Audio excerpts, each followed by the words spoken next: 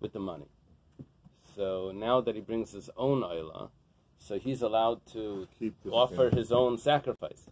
This is my Eila, I'm offering this sacrifice on my own. What does he gain from that? He doesn't need any of the meat because it's an Eila, but he does gain the skin if he wants to make a leather talus bag. Okay. Make leather straps.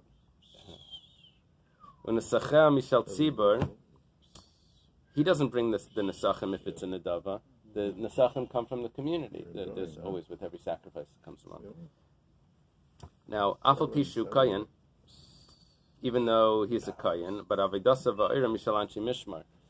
Because it's a community sacrifice, he can say, no, but that came from me, so I want to bring that one myself. He says, no, it goes to the community. Like children, sort of, they bring like something for the class, because they're making some sort of party. Everyone brings something in, but they still feel attached to it. I have to give this out, and I get to take more, and I get to, even though it's because I brought this. So it's not how it works. You give it to the community, it goes to the community. That's how it works with tzedakah. It says that the Eibishter gives a wealthy man money that he's supposed to share for the others, but he feels, because we're all children, so we feel like, no, it's still mine. That's like the feeling that the children have. That's what we feel.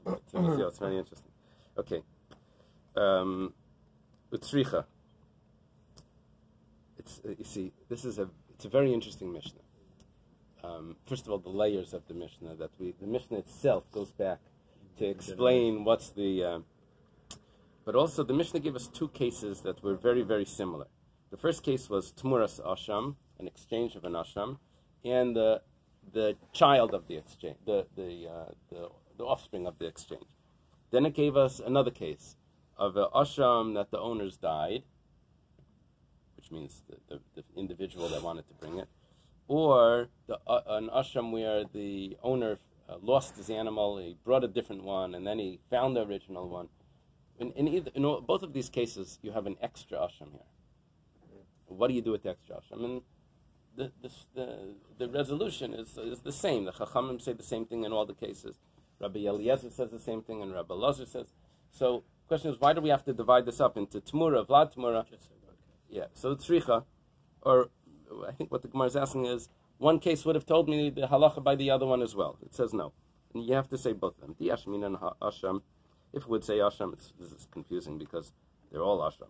But if it would say Asham, the first one, actually it's the second one. If it would say Asham, where Shekipru, that's the Asham where the owners had an atonement already. V'hakam Rabbi Lazar Yemusu.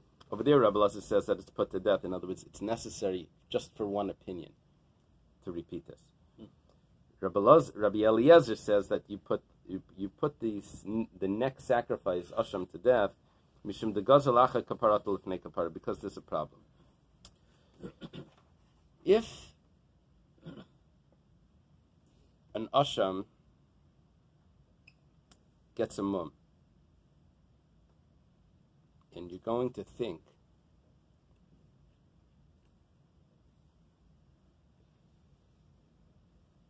that you're going to be allowed to bring this animal as an Eila. You're going to be allowed to sell it. You're going to be allowed to sell this Asham, and with the money buy an Eila and bring it, like the Chachamim and Rabbi Eliezer and Rabbi Lazar hold.